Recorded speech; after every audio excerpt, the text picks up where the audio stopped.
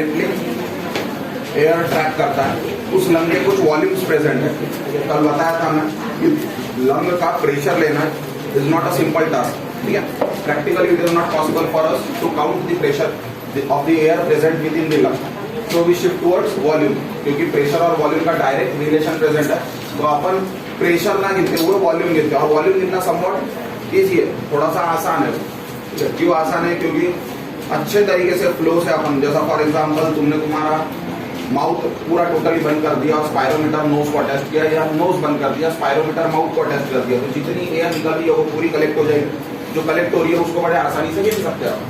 It is very easily countable, इसीलिए अपन volumes गिन रहे हैं, ठीक है। और वो वॉल्यूम को डायरेक्टली रिलेट कर रहे हैं प्रेशर के साथ। तो डिफरेंट टाइप्स ऑफ वॉल्यूम देखे थे कल अपन ने।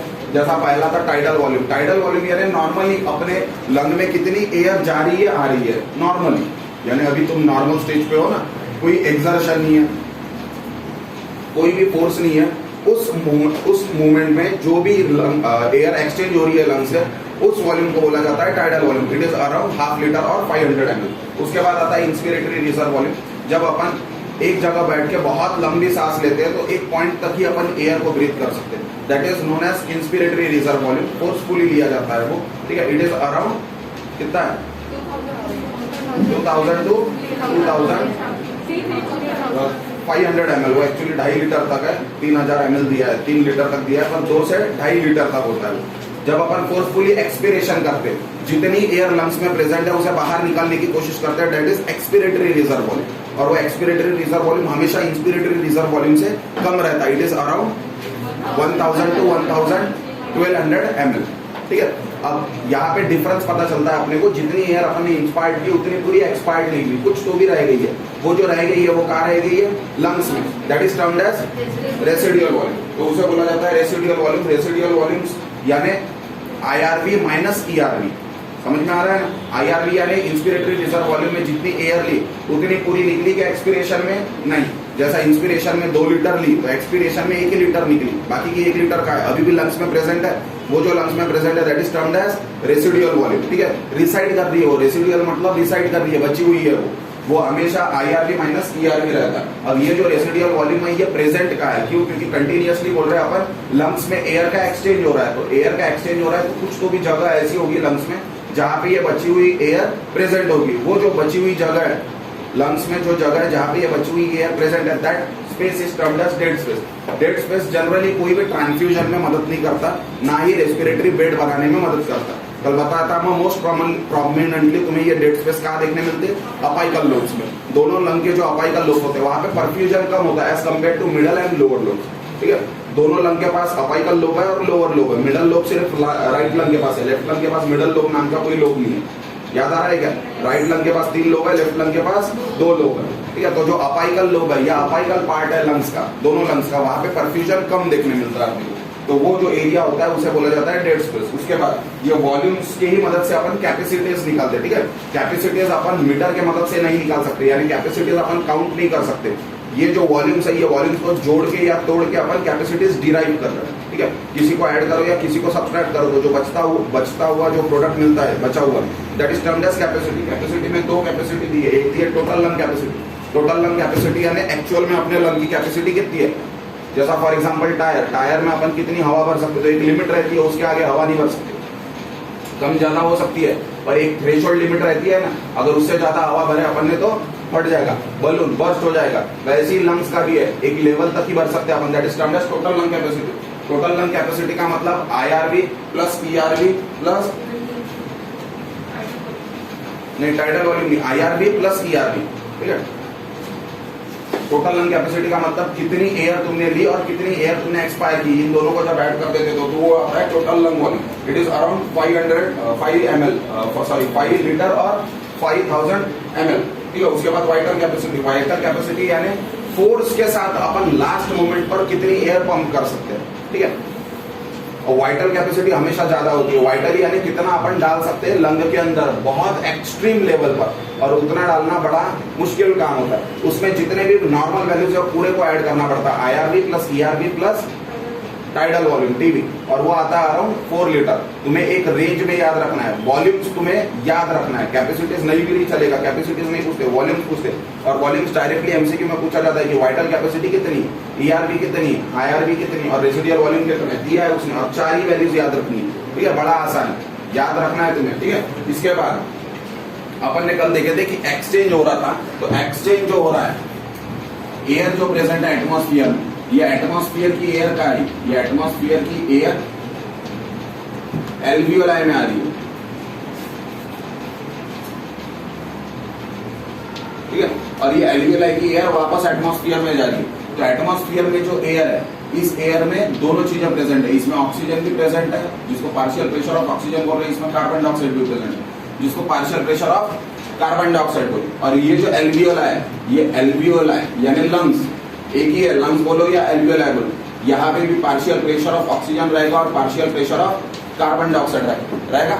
ठीक है, जब अपन बोल रहे हैं कि एयर आ रही है, एयर जा रही है, तो मोर प्रिसाइजली यहाँ पे ध्यान रखना है कि जो एयर आ रही है उसमें से ऑक्सीजन को डिफ्यूज किया जा रहा है एल्वियोलाई में, और जो एयर जा रही है उसमें कार्बन डाइऑक्साइड को डिफ्यूज आउट किया जा रहा है एल्वियोलाई से। यानी एल्वियोलाई के अंदर कौन आ रहा है, ऑक्सीजन, एल्वियोलाई के बाहर कौन जा रहा है, कार्बन डाइऑक्साइड। यानी अब तक अपन ऑक्सीजन और कार्बन डाइऑक्साइड का नाम ले लिए थे, अब तक अपन एयर की तरफ फोकस थे, अब अपना इंक्लिनेशन ऑक्सीजन की तरफ बढ़ रहा है। क्यों?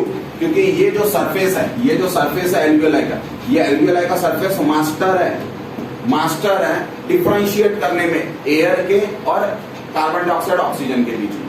यानी एयर में इतने सारे गैसेस है, उन गैसेस में से सिर्फ ऑक्सीजन और कार्बन डाइऑक्साइड को ही पहचान रहा है। तो ये जो एल्वियोलाई का लेयर है, ये एल्वियोलाई के लेयर से कौन सी गैस ट्रांसफर हो रही है, सिर्फ ऑक्सीजन और कार्बन डाइऑक्साइड। उन दोनों को छोड़कर जो एयर में प्रेजेंट था वो एज इट इज आया और एज इट इज गया। जैसा फॉर एग्जांपल एयर में पूरे नोबल गैसेस प्रेजेंट है, नाइट्रोजन प्रेजेंट है, कार्बन मोनोऑक्साइड प्रेजेंट है, काफी सारे गैसेस प्रेजेंट है। ये पूरे गैसेस एयर में प्रेजेंट थे, वो इनहालेशन के वक्त, इंस्पिरेशन के वक्त आए एल्वियोलाई का, पर एल्वियोलाई से वैसे ही निकल गए। वो एल्वियोलाई के अंदर आ पाए क्या? नहीं। क्यों? क्योंकि एल्वियोलाई ने उन्हें परमिट नहीं किया। तो एल्वियोलाई परमिट नहीं करता ये गैसेस को अपने अंदर आने के लिए। किसे परमिट करता है? वो सिर्फ 2 ही गैसेस को, एक हो गया ऑक्सीजन और एक हो गया कार्बन डाइऑक्साइड। इसका मतलब ये जो एल्वियोलाई का सरफेस है, ये एल्वियोलाई के सरफेस के पास परमिएबिलिटी है। क्या है? परमिएबिलिटी। और ये परमिएबिलिटी सिर्फ 2 ही गैसेस में, पूरे एयर में से सिर्फ 2 ही गैसेस के लिए, एक है ऑक्सीजन और दूसरा है कार्बन डाइऑक्साइड। ठीक है, और सीक्वेंस याद रखना है, पहले ऑक्सीजन ही लिखना है, बाद में कार्बन डाइऑक्साइड लिखना है। तो ये परमिएबिलिटी ऑक्सीजन और कार्बन डाइऑक्साइड के लिए, इनको छोड़कर बाकी गैसेस के लिए परमिएबिलिटी नहीं है। और यहाँ पे अपने को तीसरी परमिएबिलिटी देखने मिलती है कार्बन मोनोऑक्साइड के लिए। इसे याद रखना है, क्योंकि कार्बन मोनोऑक्साइड की पॉइजनिंग बहुत कॉमनली देखी जाती है। अपनी बॉडी डिफरेंशिएट नहीं कर पाती है कार्बन डाइऑक्साइड और कार्बन मोनोऑक्साइड के बीच में। तो जब कार्बन मोनोऑक्साइड भी इंस्पायर्ड एयर में प्रेजेंट है, तो उसको भी बहुत अच्छे से परमिट करता है वो। ठीक है, इसको छोड़कर अगर कोई गैस इन्हीं के मॉलिक्यूलर नंबर के इर्द गिर्द होगी, देखो ये पूरा जो खेल है ना, ये मॉलिक्यूलर नंबर का।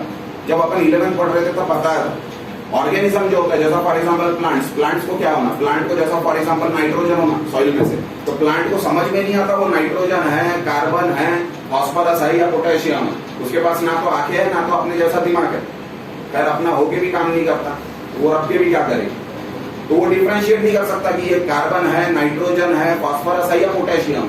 तो वो कैसे पहचानता है कि मुझे नाइट्रोजन ही होना? वो मॉलिक्यूलर नंबर के तरफ इंक्लाइंड है, और मॉलिक्यूलर नंबर डायरेक्टली प्रोपोर्शनल है इलेक्ट्रॉन के हिसाब से। यानी कहीं ना कहीं इलेक्ट्रॉनिक कॉन्फ़िगरेशन चेंज होता है तो इलेक्ट्रिक न्यूट्रलिटी शिफ्ट होती है। वो इलेक्ट्रिक न्यूट्रलिटी या तो पॉजिटिविटी की तरफ शिफ्ट होगी या तो निगेटिविटी की तरफ शिफ्ट होगी। वो जो इलेक्ट्रिक ग्रेडियंट है, उस इलेक्ट्रिक ग्रेडियंट को काउंट करता है।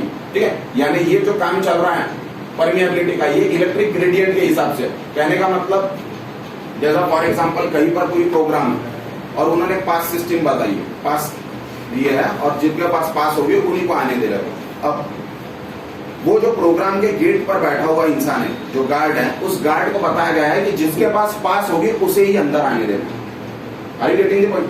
अब जिसका प्रोग्राम है उसने पास उसके फैमिली मेंबर्स को बांटा, पर उसके फैमिली मेंबर में किसी ने ऐसा बोला कि मेरा जाना नहीं होगा, तो उसके एक फैमिली मेंबर ने अपने दोस्त को पास दे दिया। अब जब उसका दोस्त वो प्रोग्राम में आया तो गार्ड उसे रोकेगा या जाने देगा? उसने तो रोकना चाहिए था। क्यों? क्योंकि पास फैमिली मेंबर को दी गई थी, दोस्त को दी गई थी क्या, पर फिर भी वो जाने दे रहा है गार्ड। क्यों जाने दे रहा है? क्योंकि वहां पे वो किस हिसाब से उसे पहचान रहा, उसे कोई लेना देना नहीं है, फैमिली मेंबर है या ये फ्रेंड मेंबर है। Are you getting the point? बिल्कुल वैसा ही मोटा मोटा यहाँ पे प्रेजेंट। इसको कोई समझ में नहीं आता कि ये जो एल्वियोलाई है अंदर, इसको किसकी गरज है? इसको ऑक्सीजन की गरज है, कार्बन डाइऑक्साइड की गरज है, कार्बन मोनोऑक्साइड की गरज है।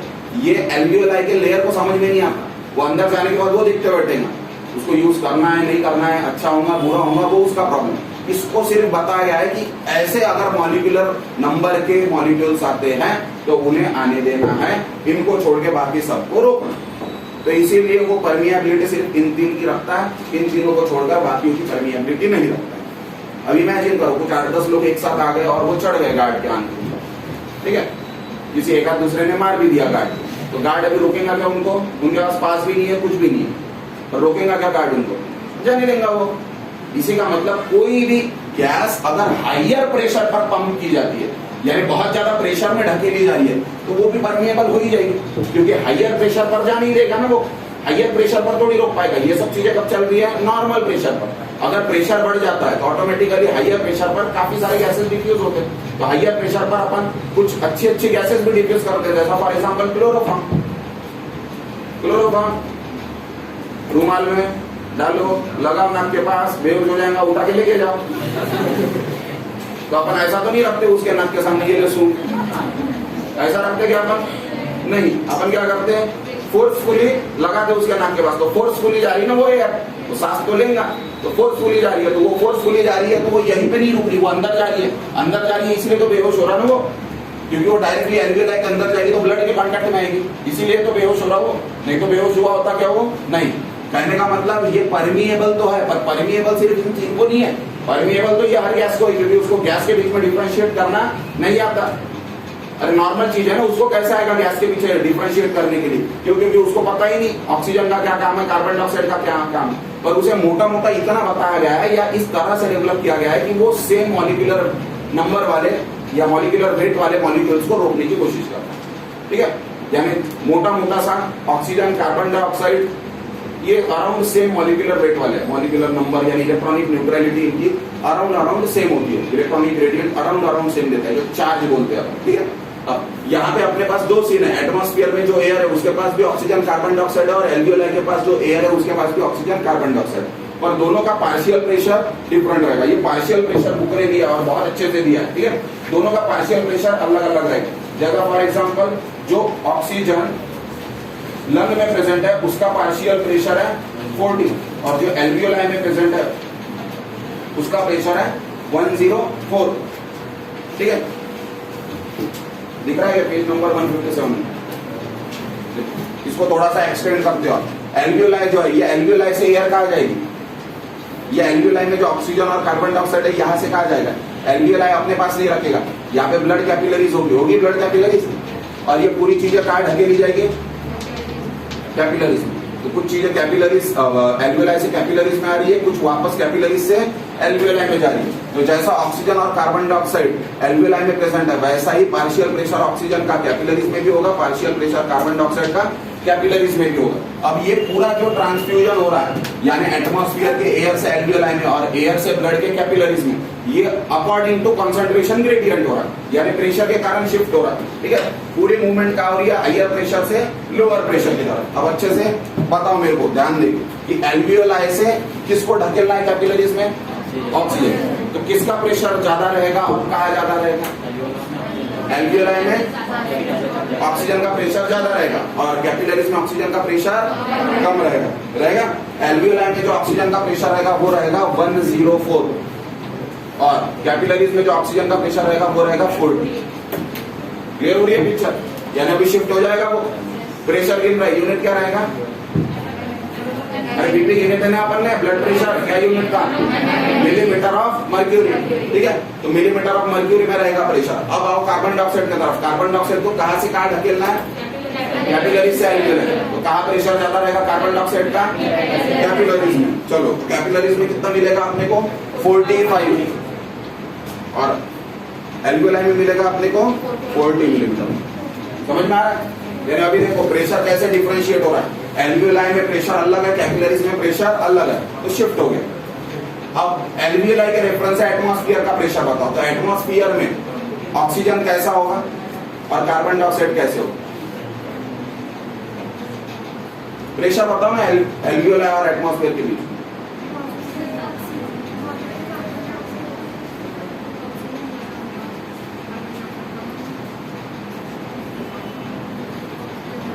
अगर ये वैल्यूज बता पाई यानी अपने को एक्सटर्नल रेस्पिरेशन समझ में आया, क्लियर कट इंडिकेशन उसको।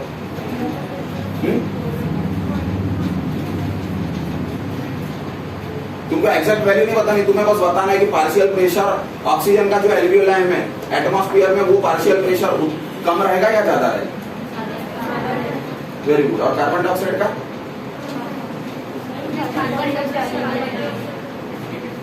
अब मूर्ख हो, ये एल्वियोलाई में जो एयर आई वो कहां से आई,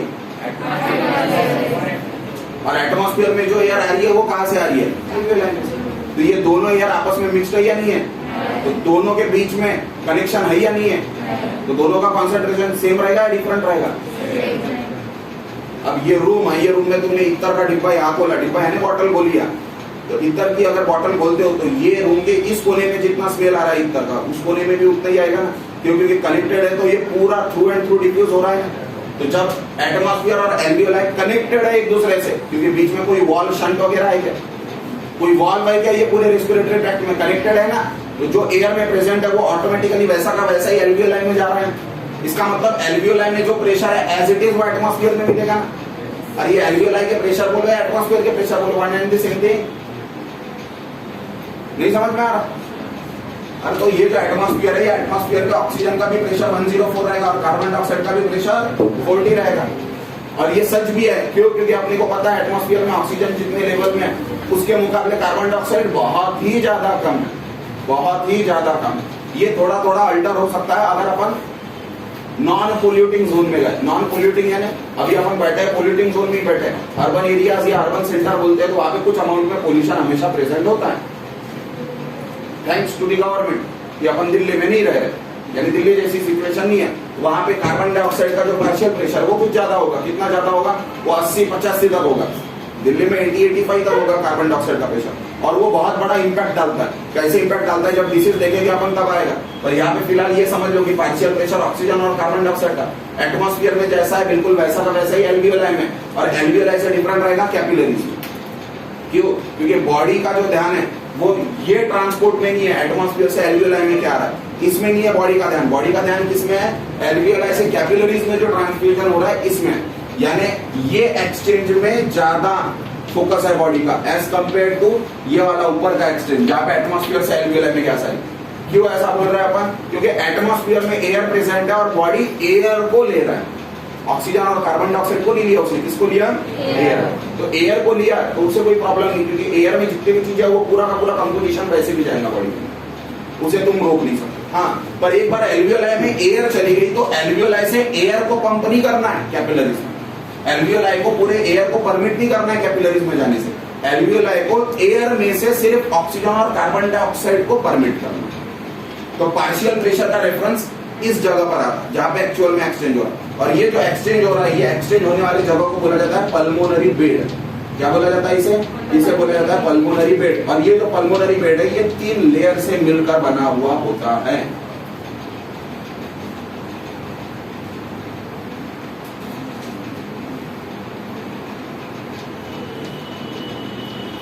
ये छोटा सा जोन अगर अपन मैग्नीफाई करके देखते हैं तो इस तरह से दिखता है। इस साइड प्रेजेंट होगा एल्वियोलाई और इस साइड प्रेजेंट होगा ब्लड कैपिलरीज, दोनों डायरेक्ट कांटेक्ट में। अरे एल्वियोलाई की जब डायग्राम बनाए थे अपन ने तब उसके इर्द गिर्द ब्लड वेसल की बास्केट दिखाए थे ना, वो एल्वियोलाई के इर्द गिर्द नेटवर्क दिखाते हैं ना अपन ने ब्लड कैपिलरीज का, तो वो ये डायग्राम, ठीक है। ये जो है ये कौन सा इपिथेलियम है, एल्वियोलर इपिथेलियम, एल्वियोलर इपिथेलियम। और इधर का जो इपिथेलियम है ये कौन सा इपिथेलियम है, blood capillary epithelium.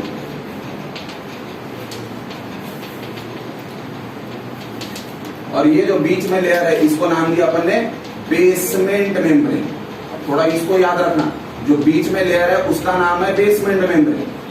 Middle layer बोल सकते थे उसको बोले बेसमेंट मेम्ब्रेन, क्योंकि वो एक्चुअल बेस है। उसके एक साइड पर एल्वियोलर इपिथेलियम है तो दूसरे साइड पर ब्लड कैपिलरी इपिथेलियम। ये जो एल्वियोलर इपिथेलियम है, ये एल्वियोलर इपिथेलियम बना हुआ है स्क्वैमस इपिथेलियम से। किससे बना हुआ है, स्क्वैमस इपिथेलियम से। तो यहाँ पे मिलता है अपने को स्क्वैमस इपिथेलियम। इसका नाम क्या होगा? ब्लड कैपिलरी एपिथेलियम, जो उसका नाम क्या है? ब्लड वेसल पढ़े ना अपन, एंडोथेलियम, क्या नाम है उसका? याद आ रहा है क्या वर्ड? वही तो, याद तो आएगा पर जब जरूरत है तब थोड़ी याद आएगा, सब कुछ हो जाने के बाद याद आ रहा है। क्या मतलब? तो अपने पास 3 लेयर है, एक है एपिथेलियम, एक है बेसमेंट मेम्ब्रेन और एक है एंडोथेलियम। इसको नंबर नहीं दे सकते 1 2 3, 1 2 3 नंबर नहीं दे सकते। क्यों? क्योंकि वो दोनों तरफ से परमिएबल है, यानी जो एल्वियोलाई में वो भी ब्लड कैपिलरीज में जा रहा है, जो ब्लड कैपिलरीज में वो भी एल्वियोलाई में आ रहा है। ऑक्सीजन कैसे जाएगा?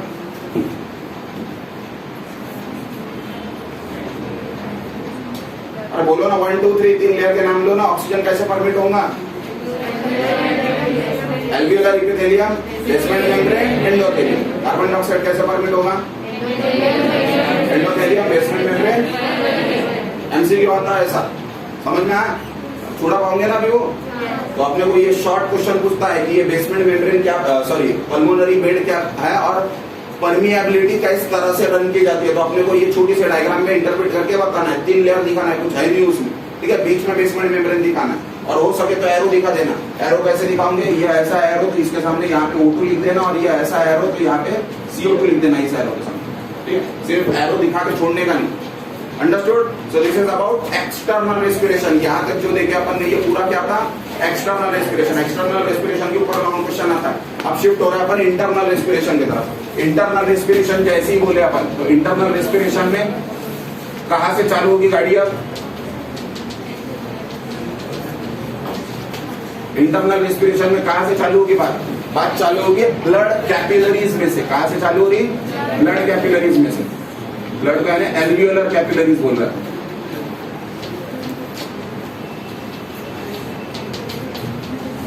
एल्वियोलर कैपिलरीज से अभी बात चालू हो रही है। क्योंकि एयर कहां प्रेजेंट है? अभी एल्वियोलर है और कैपिलरीज के बीच, यानी अभी ऑक्सीजन और कार्बन डाइऑक्साइड की बात होंगी। तो इंटरनल रेस्पिरेशन में एयर वर्ड कभी नहीं लिखते। इंटरनल रेस्पिरेशन में हमेशा कौन सा वर्ड लिखते हैं?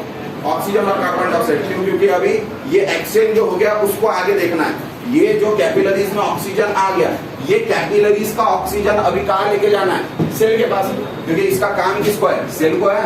तो सेल के पास जाएगा और सेल इसे यूटिलाइज करेगा सेल्यूलर रेस्पिरेशन से।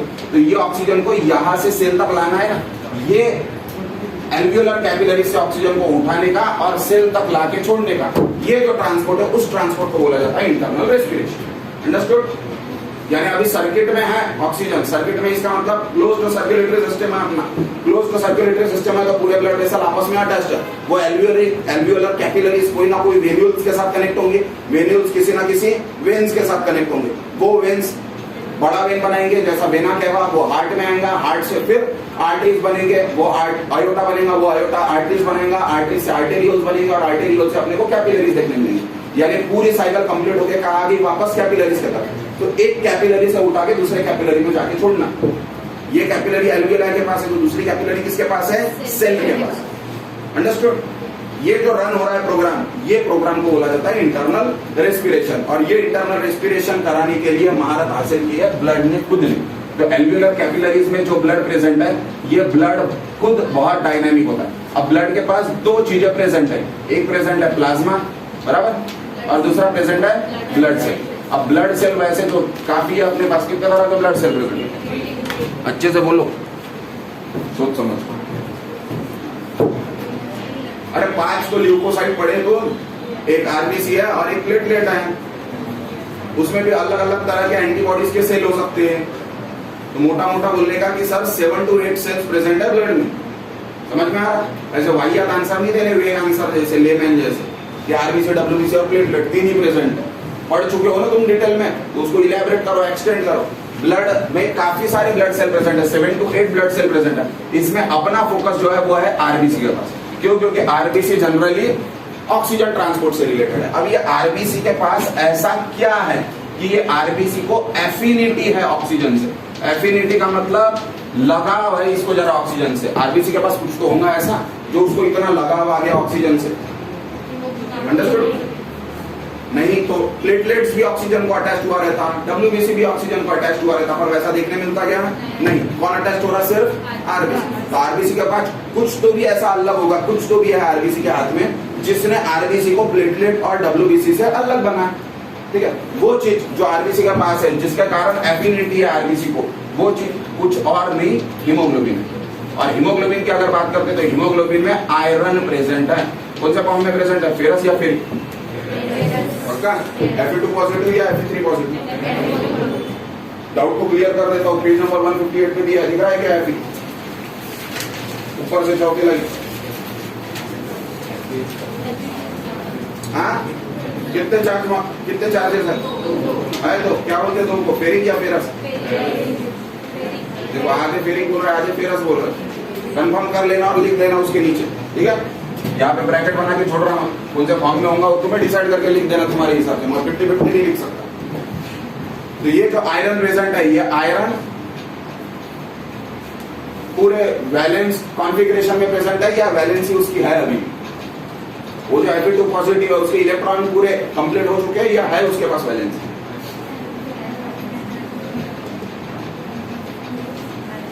अबे Fe2 पॉजिटिव कंप्लीट है या वैलेंसी है? अब मूर्खो 2 पॉजिटिव कहाँ जी रहे तुम? वो खुद बता रहा ना, 2 पॉजिटिव है तो वैलेंसी कंप्लीट है या खाली है? अबे मूर्ख, कंप्लीट होती तो चार्ज कैसे आता है? न्यूट्रल हो जाता ना वो, प्लस माइनस चार्ज क्यों आ रहा उस पे? इलेक्ट्रॉन कम ज्यादा है करके आ रहा ना। दिमाग है क्या तुमको? अब अगर वो कंप्लीट होता, उसका इलेक्ट्रॉनिक कॉन्फ़िगरेशन अगर कंप्लीट होता तो उसके ऊपर चार्ज आता क्या? इनकम्प्लीट है इसीलिए तो चार्ज आ रहा है। तो चार्ज है इसका मतलब उसमें कुछ तो भी इलेक्ट्रॉन कम है। वो इलेक्ट्रॉन कम है तो वो ढूंढ रहा है ना कि मेरे को कोई इलेक्ट्रॉन देता गया। समझ में आ रहा? ढूंढ रहा है ना वो मूवमेंट में उसका कांटेक्ट हो गया ऑक्सीजन के साथ। ऑक्सीजन आके बोला भाई मैं तेरा भाई हूँ, गले मिल मेरे से, तेरे को भी इलेक्ट्रॉन की जरूरत है, मेरे को भी इलेक्ट्रॉन की जरूरत है। दोनों को अलग अलग तो मिलेगा नहीं, जो है उसको बांट लेते हैं। तो कुछ इलेक्ट्रॉन ऑक्सीजन के, कुछ इलेक्ट्रॉन आयरन के, ये दोनों आपस में बाइंड हो गए। इस तरह से बाइंड हो गए कि ऑक्सीजन भी स्टेबल हो गया और आयरन भी स्टेबल हो गया। इसीलिए वो आयरन की एफिनिटी ज्यादा है ऑक्सीजन के तरफ। क्लियर हो रही है? यानी हीमोग्लोबिन की एफिनिटी है ऑक्सीजन के तरफ। अब ये जो एक हीमोग्लोबिन का मॉलिक्यूल है, ये कितने ऑक्सीजन के मॉलिक्यूल के साथ बाइंड हो सकता है? 4। इसका मतलब एक हीमोग्लोबिन को फुल्ली सैचुरेट होने के लिए कितने ऑक्सीजन के मॉलिक्यूल लगेंगे? 4। तो 4 ही चाहिए ऐसा रिक्वायरमेंट है क्या? नहीं, मैक्सिमम लिमिट है 4। वो 1 के साथ भी बाइंड कर सकता, 2 के साथ भी बाइंड कर सकता, 3 के साथ भी बाइंड कर सकता, और मैक्सिमम लिमिट 4 है। अब 5 के साथ बाइंड कर सकता क्या? नहीं। और जनरली पढ़ते समय अपन कौन सा प्रोडक्ट दिखाते? स्टेबल प्रोडक्ट दिखाते। तो अपन ऐसा लिखते HbO2 4। और ये जो मॉलिक्यूल है, इस मॉलिक्यूल को टर्म किया जाता है ऑक्सी हीमोग्लोबिन। वर्ड्स को जरा याद रखना, क्या बोला जाता है? ये जो मॉलिक्यूल है, इस मॉलिक्यूल को क्या बोल रहा है? Oxy haemoglobin. तो अपने ब्लड में जितना भी ऑक्सीजन है वो किसके साथ घूमना पसंद करता है? हीमोग्लोबिन के साथ। इसीलिए अपने ब्लड में जितना भी ऑक्सीजन देखने मिलता है, ये ऑक्सीजन का 97% ऑक्सीजन बाइंड हो गया किसके साथ? आरबीसी के साथ। बचा हुआ 3% किसमें प्रेजेंट है? इसका मतलब 100% ट्रांसपोर्ट ऑक्सीजन का आरबीसी या हीमोग्लोबिन कर रहा क्या? नहीं, 100% नहीं कर रहा। हाँ, पर मेजर ट्रांसपोर्ट हीमोग्लोबिन कर रहा है या आरबीसी कर रहा है ऑक्सीजन का मेजर ट्रांसपोर्ट। कुछ अमाउंट में ऑक्सीजन प्लाज्मा में भी प्रेजेंट है। ये प्लाज्मा में ऑक्सीजन कहाँ है? प्लाज्मा का कंपोजिशन पढ़े थे तुम? उसमें था क्या कुछ गैसेस वैसेस का एक ब्रैकेट था, एक पॉइंट गैसेस का। तो गैसेस में कौन से गैसेस लिखे थे अपन? लिखे थे ऑक्सीजन लिखे थे, कार्बन डाइऑक्साइड लिखे थे, नाइट्रोजन लिखे थे, क्योंकि नाइट्रोजन भी आ सकता, सल्फाइड लिखे थे, हाइड्रोजन सल्फाइड H2S। तो ये गैसेस में ऑक्सीजन प्रेजेंट है और वो ऑक्सीजन भी बहुत अच्छे से प्लाज्मा में प्रेजेंट रहता। अब ये जो ऑक्सीजन आरबीसी के साथ है, ये आरबीसी के साथ जो ऑक्सीजन है ये बाइंडेड फॉर्म में, कौन से फॉर्म में? Binded form. और ये जो प्लाज्मा में ऑक्सीजन है, ये प्लाज्मा का ऑक्सीजन कौन से फॉर्म में? डिसॉल्व्ड फॉर्म में। कौन से फॉर्म में?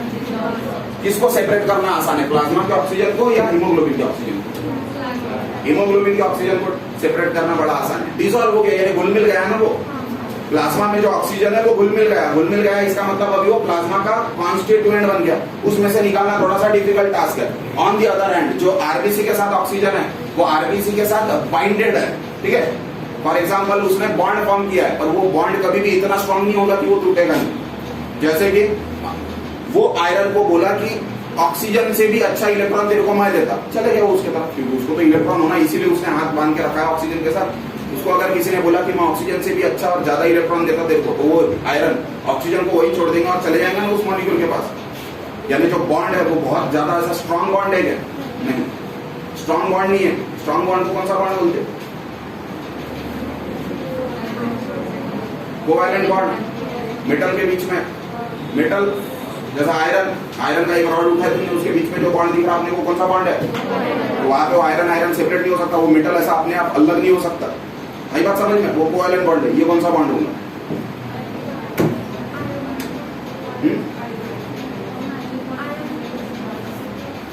Ionic bond. कभी कभी समझ में नहीं आता, तुम पढ़ते कि मजाक करते, बॉन्ड्स पढ़े नहीं ऐसा तो होगा नहीं। वेरी गुड, कोऑर्डिनेटेड बॉन्ड है वो, कोऑर्डिनेटेड बॉन्ड है। क्यों? क्योंकि सर्कुलेशन में बताया था हीमोग्लोबिन ये कोऑर्डिनेटेड कंपाउंड है। क्यों कोऑर्डिनेटेड कंपाउंड है? अरे मूर्खो, एक ऑर्गेनिक स्ट्रक्चर को एक मेटेलिक आयन के साथ जोड़ के रखा है, और दो कोऑर्डिनेटेड कंपाउंड अपने को हमेशा पता रहने चाहिए। एक है हीमोग्लोबिन, दूसरा है क्लोरोफिल, क्योंकि यहाँ पे आयरन है, क्लोरोफिल में मैग्नीशियम है। आई बात समझ में? हीमोग्लोबिन में, वो हीमोग्लोबिन का मॉलिक्यूल बहुत बड़ा है, उसमें हीम है पहले, बाद में ग्लोबिन आता। ग्लोबिन अपने आप में प्रोटीन है, उसका मॉलिक्यूलर वेट लैक डाल्टन में रहता, तो मॉलिक्यूल कितना बड़ा हो गया? वो पूरे मॉलिक्यूल एक सेंटर में पकड़ के रखा है। किसने पकड़ के रखा है? आयरन ने पकड़ के रखा है। तो आयरन बहुत अच्छी से बॉन्डेड है वो हीमोग्लोबिन के साथ, और वो जो दो बॉन्ड है दोनों के बीच में वो है कोऑर्डिनेटेड बॉन्ड। वैसा ही बॉन्ड को इधर बना है, ठीक है। ये बॉन्ड थोड़ा सा वीक रहता है, ऐसा मजबूत नहीं रहता, ठीक है। अब कितना ऑक्सीजन अटैच्ड होगा, कितना ऑक्सीजन आयरन के साथ अटैच्ड होगा या हीमोग्लोबिन के साथ अटैच्ड होगा? जब मैं आयरन बोल रहा हूं तो बात एक ही है, उसको आयरन भी बोल सकते हैं, हीमोग्लोबिन भी बोल सकते हैं, या आरबीसी भी बोल सकते हैं। क्यों? क्योंकि आरबीसी के अंदर हीमोग्लोबिन है और हीमोग्लोबिन के अंदर आयरन है, तो एक ही चीज है। कोई एक वर्ड लिया तुमने, यानी तीनों चीजें आ गई। अब कितने मॉलिक्यूल ऑक्सीजन के बाइंड होंगे आरबीसी के साथ? मैक्सिमम तो बताया अपन ने 4, ठीक है, पर वो 1 भी हो सकते हैं, 2 भी हो सकते हैं, 3 भी हो सकते हैं और 4 भी हो सकते हैं। तो कितने होंगे इसके पीछे रीजन है, वो बुक ने दी है 1 2 3 4 5, दिख रहा है क्या रीजन? वो रीजन एज इट इज याद करने, वो रीजन देखो दिया उसने। Oxyhaemoglobin is transported from lungs to the tissue where it is readily dissociated to release oxygen. Haemoglobin 4 oxygen के मॉलिक्यूल, Hb+4 ऑक्सीजन अलग हो गया। हाँ बोला, degree of saturation of haemoglobin with oxygen depends upon oxygen tension. Oxygen tension का मतलब partial pressure of oxygen. Oxygen का tension कितना है? टेंशन यानी प्रेशर कितना है? अब ऑक्सीजन ये गैस है, पूरे एयर का एक कॉन्स्टिट्यूएंट है, इसीलिए उसको पार्शियल प्रेशर पे गिर रहा है। अब वो डिपेंड करता है कुछ रीजन के ऊपर, उसने रीजन दिया है। जैसा फॉर एग्जांपल वो बोल रहा है कि हीमोग्लोबिन के साथ कितने ऑक्सीजन के मॉलिक्यूल बाइंड होंगे। जैसा फॉर एग्जांपल के लिए ले रहे हैं अपन, अपने बॉडी में मान लो ऐसे कि 40 हीमोग्लोबिन के मॉलिक्यूल है। कितने हीमोग्लोबिन के मॉलिक्यूल है? 40, सॉरी 50 हीमोग्लोबिन के मॉलिक्यूल है। तो ये 50 हीमोग्लोबिन के मॉलिक्यूल कितने ऑक्सीजन के मॉलिक्यूल के साथ बाइंड होने चाहिए? वेरी गुड, मिनिमम कितने ऑक्सीजन के साथ बाइंड होने चाहिए? 200 एज पर लॉ। पर जरूरी नहीं है कि यहाँ पे अपने को 200 ही ऑक्सीजन के मॉलिक्यूल दिखेंगे। यहाँ पे 50 भी हो सकते हैं, 70 भी हो सकते हैं, 100 भी हो सकते हैं, 150 भी हो सकते हैं या 200 भी हो सकते हैं। तो ये जो रेंज बता रहे हैं अपन ऑक्सीजन की, कि कितना ऑक्सीजन बाइंड हो रहा है हीमोग्लोबिन के साथ, ये हीमोग्लोबिन तय नहीं करता। ये कौन तय करता? वो 5 पॉइंट जो दिए गए, ठीक है। तो कितना ऑक्सी हीमोग्लोबिन बनेगा, कितना ऑक्सी हीमोग्लोबिन बनेगा, ये तय करने के लिए कुछ रीजन है, वो रीजन इलैबोरेट करके दिए, वो बहुत जरूरी है, बहुत जरूरी है। ऐसे कि एज इट इज याद करना है तुम्हें। पहला पॉइंट, 100% सैचुरेशन इज रेयर। इसका मतलब 100% तो बाइंड नहीं होने वाला, क्योंकि पहले भी बताया कोई भी इंजन की एफिशिएंसी 100% नहीं, वो सिर्फ 10वीं में ही मार्क्स मिलते हैं अपने को 100%। जाग जाओ, उसको छोड़ के जिंदगी में कुछ 100% नहीं होता, हमेशा कुछ ना कुछ लिमिटेशन प्रेजेंट रहते। SpO2 गिनते ना अपन, अरे सुने हो SpO2 वर्ड? क्या है SpO2? कमाल है यार, 17 साल के हो, साइंस पढ़ रहे बोलते और SpO2 नहीं है, और जिंदा बैठे हो मेरे सामने। पूरा कोविड झेलने के बाद 3 वेव्स को झेले ना तुमने तुम्हारे बॉडी में, तो तुमको SpO2 क्या है वही नहीं पता क्या? अबे डॉक्टर के पास गए तो ऑक्सीजन गिनता अपने बॉडी का, नापता है नहीं नापता? कैसे नापता?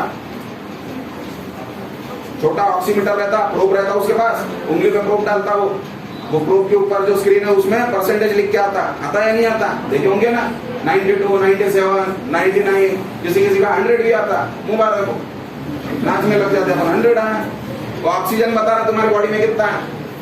अब ऐसा है कि वो है इलेक्ट्रॉनिक मशीन और वो 2 सेकंड में वैल्यू ले रही है, तो क्या ही ठीक से गिन रही है, वो कितना अच्छा है ये नहीं बताने के लिए इस्तेमाल करते, कितना बुरा ये देखने के लिए इस्तेमाल करते हैं। कहने का मतलब अगर उस मशीन ने 95 बताया यानी ठीक ठाक ऑक्सीजन प्रेजेंट है बॉडी में, ऐसा गिनते हैं। उस बॉडी ने अगर 100, उस मशीन ने अगर 100% बताया तो अपन बोलते हैं कि ठीक ठाक ऑक्सीजन प्रेजेंट है।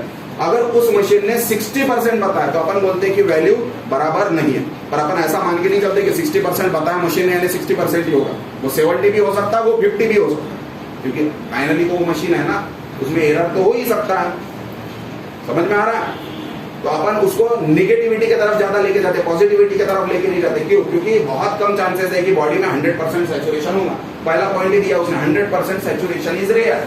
रेयर है इसका मतलब नहीं हो सकता, ऐसा नहीं हो सकता। कब हो सकता है? अगर किसी को अपन ने ऑक्सीजन सिलेंडर के साथ कनेक्ट कर दिया, मास्क लगा दिया, ऑक्सीजन सिलेंडर लगा दिया और ऑक्सीजन सिलेंडर पूरा खोल दिया, यानी आप सिर्फ ऑक्सीजन जा रहा और फोर्सफुली जाला उसके बॉडी के अंदर, तो जितना भी ऑक्सीजन प्रेजेंट है सिलेंडर में पूरा गया लंग्स के अंदर, लंग्स का पूरा ऑक्सीजन बाइंड हो गया हीमोग्लोबिन के साथ, तो 100% सैचुरेशन। और वैसा जनरली अपने को आईसीयूज में देखने मिलता है, normally day to day activity में देखने नहीं मिलता, क्योंकि अपने एटमोस्फियर में भी चाहिए उतना ऑक्सीजन नहीं मिलता। अपन गिनते हैं, नापते समय बोलते 21%, पर वो 21% से थोड़ा सा कमी है ना, क्योंकि पोल्यूशन कर ही रहे ना अपन, तो एयर पोल्यूशन के कारण कुछ को भी वैल्यू कम होगा, तो वो 100% कभी नहीं है। दूसरा point, maximum saturation of 95 to 97% is at partial pressure of oxygen in alveoli 100 millimetre of mercury, यानी मैक्सिमम लेवल कितना ला सकते हैं अपन सैचुरेशन का, 95 to 97%। अपन बोलते हैं कि 100% नहीं होना आपने, वो तो अच्छी बात है ना जो भी, पर अगर नहीं होता है तो कितना होना चाहिए? आइडियली होना चाहिए 95 से 97%, और वो 95 से 97% का सैचुरेशन लाने के लिए कौन जिम्मेदार है? ऑक्सीजन का पार्शियल प्रेशर। और वो ऑक्सीजन का पार्शियल प्रेशर एल्वियोलाई में कितना होना चाहिए? कम से कम 100 मिलीमीटर ऑफ मर्क्यूरी होना चाहिए। ठीक है? यानी फिर वो बोल रहा है कि ये वैल्यू 104 ली अपन ने, पर ये आइडियल वैल्यू है। 104 रहेगा क्या एल्वियोलाई में? नहीं रहेगा। क्यों? क्योंकि एल्वियोलाई में ऑक्सीजन को छोड़कर बाकी के भी गैसेस है ना, सल्फर डाइऑक्साइड, नाइट्रोजन डाइऑक्साइड, इतने सारे हैलोजन्स के वेपर्स और नोबल गैसेस, ये पूरे एल्वियोलाई में जा रहे हैं, तो इनका भी कुछ प्रेशर होगा। तो जब उनको प्रेशर मिल रहा है तो ऑटोमेटिकली ऑक्सीजन का प्रेशर कम होगा ना, क्योंकि सबसे ज्यादा प्रेशर किसका है? ऑक्सीजन का। तो अगर बाकी के गैसेस का प्रेशर बढ़ रहा है तो किसका कम होगा? कार्बन डाइऑक्साइड का या ऑक्सीजन का? ऑक्सीजन का, क्योंकि ऑक्सीजन बोलेगा मेरा प्रेशर ज्यादा है तो मेरे को ही कम करना पड़ेगा। कार्बन डाइऑक्साइड को तो पहले से ही कम है ना, तो वो और कम तो हो नहीं सकता। Are you getting the point? तो आइडियली बोला जाता है कि 100% ऑक्सीजन का 100 मिलीमीटर ऑफ मर्क्यूरी जब पार्शियल प्रेशर रहता है ऑक्सीजन का एल्वियोलाई के अंदर, तब अपने को जो सैचुरेशन देखने मिलता है ब्लड में ऑक्सीजन का, वो होता है अराउंड 95 to 97%। ठीक है? तीसरा point, degree of saturation decreases with the drop in partial pressure of oxygen. This begins the dissociation of HBO। बड़ा सिंपल स्टेटमेंट है कि डिग्री ऑफ ऑक्सीजन सैचुरेशन कम होगा, यानी ऑक्सीजन का सैचुरेशन 100 था, 100 से 97, 97 से 95, 95 से 93 कम हो रहा है। कब कम होगा? जब ऑक्सीजन कम रहेगा। यहाँ पे अगर ज्यादा ऑक्सीजन है तो ज्यादा ऑक्सीजन बाइंड करेगा इधर, यहाँ पे अगर ऑक्सीजन कम है तो कम ऑक्सीजन बाइंड करेगा। अगर यहाँ पे ऑक्सीजन ज्यादा है तो यहाँ पे प्रेशर ज्यादा रहेगा, यहाँ पे ऑक्सीजन कम है तो पार्शियल प्रेशर और कम हो जाएगा। तो पार्शियल प्रेशर जितना ज्यादा रहेगा उतना ऑक्सीजन सैचुरेशन ज्यादा रहेगा, यानी partial pressure of oxygen is directly proportional to oxygen saturation. आई बात समझ में? पार्शियल प्रेशर बढ़ा, ऑक्सीजन सैचुरेशन बढ़ेगा। जैसा फॉर एग्जांपल उसने बोला कि पार्शियल प्रेशर अगर 100 मिलीमीटर ऑफ मर्क्यूरी है तो अपने को ऑक्सीजन सैचुरेशन देखने मिलता है 95 to 97%। अगर ये partial pressure 100 millimetre of mercury से कम हो रहा है तो ऑक्सीजन सैचुरेशन ऑब्वियसली 95 से कम होगा, वो 90 होगा या 85 होगा। Are you getting the point? उसके बाद चौथा point, at 30 millimetre of mercury of partial pressure of oxygen only 50% saturation can be maintain. यानी जब 30 मिलीमीटर ऑफ मर्क्यूरी इतना प्रेशर हो जाता है ऑक्सीजन का, तब कितना ऑक्सीजन का सैचुरेशन मेंटेन किया जा रहा है? 50%। ठीक है? और फिफ्थ पॉइंट और last point, the relationship between HbO2 saturation and the oxygen tension partial pressure is called as oxygen dissociation curve। ये जो रिलेशनशिप है इन दोनों के बीच में, ये जो डायरेक्टली प्रोपोर्शनल का साइन लिखा है अपन ने, इसको बोला जाता है O2 डिसोसिएशन कर्व। इसको बोलते हैं O2 डिसोसिएशन कर्व।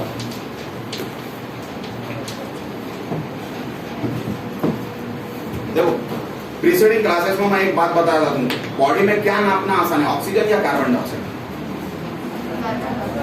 अपने बॉडी को जरूरत किसकी, ऑक्सीजन की या कार्बन डाइऑक्साइड की?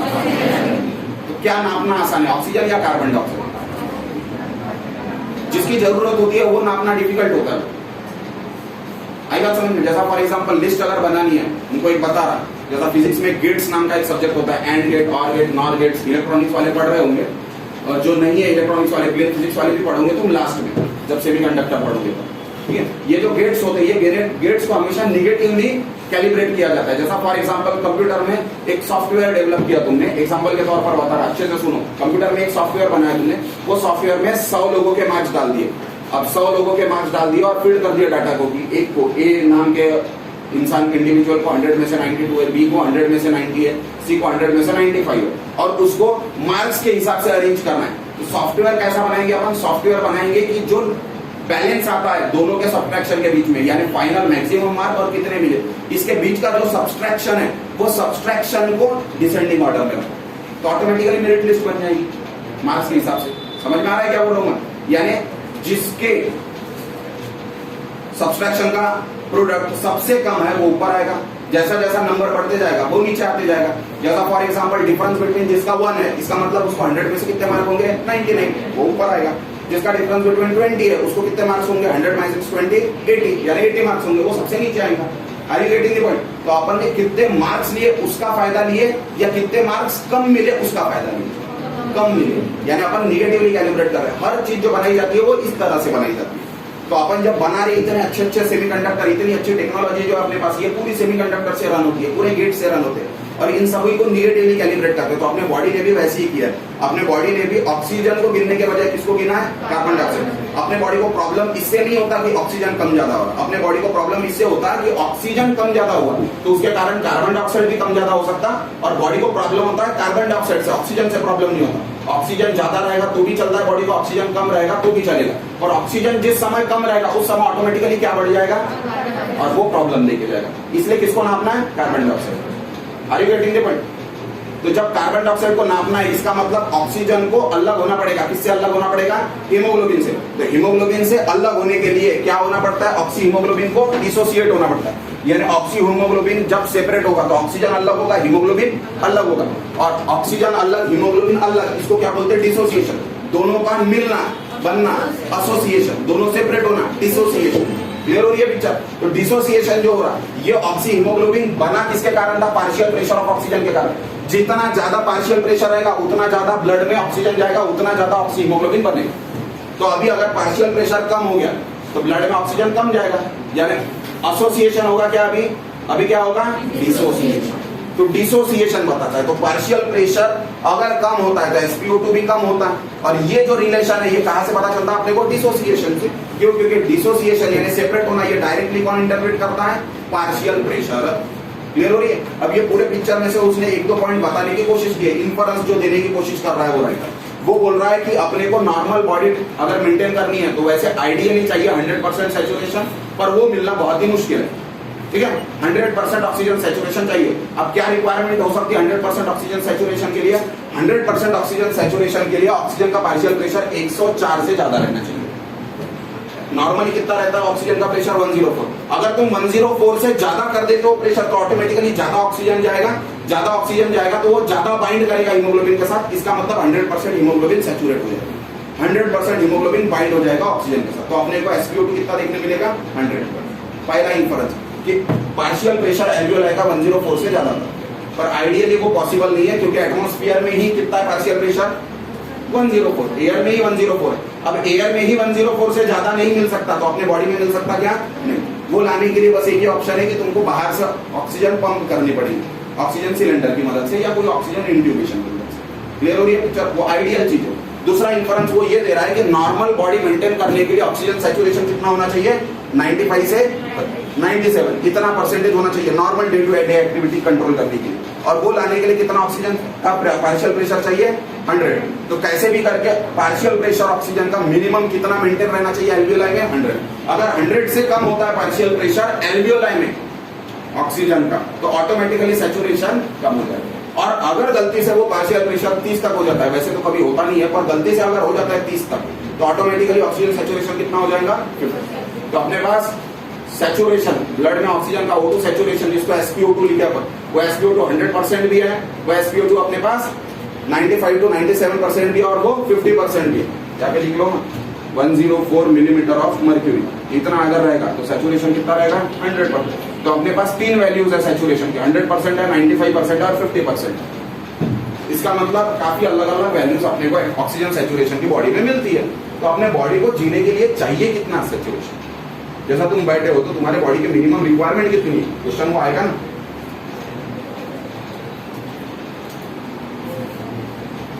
अरे वो सिक्योरिटी गार्ड को भी पता रहता जो काम करता ना, क्योंकि अभी वो गार्ड ही लेता है एसपीओ, उसकी हाथ में प्रोब दे दी है, तो ही लगा और तो ही गिर, और टेम्परेचर भी वही लेता थर्मल गन से।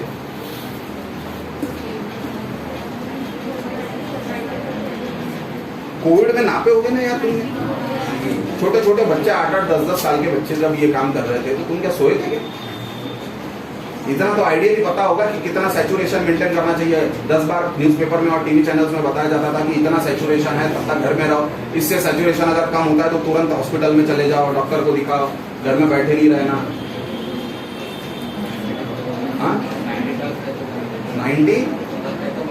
92 अपने बॉडी की मिनिमम रिक्वायरमेंट है 92 तक राक्ष पीछे बात नहीं कर, 92 तक अगर है तो बॉडी मेंटेन करता है ऑक्सीजन के थ्रेशोल्ड को। अगर 92 से कम हो जाता है तो बॉडी मेंटेन नहीं कर पाएगी। यानी हॉस्पिटल में जाने के लिए पहला इंडिकेशन है कि 92 से कम होना। अब हॉस्पिटल में गए तुम 92 से कम है, जैसा ही 92 से कम हो गया सीधा ऑक्सीजन लगाएंगे क्या उसको? ऑक्सीजन कब लगाएंगे?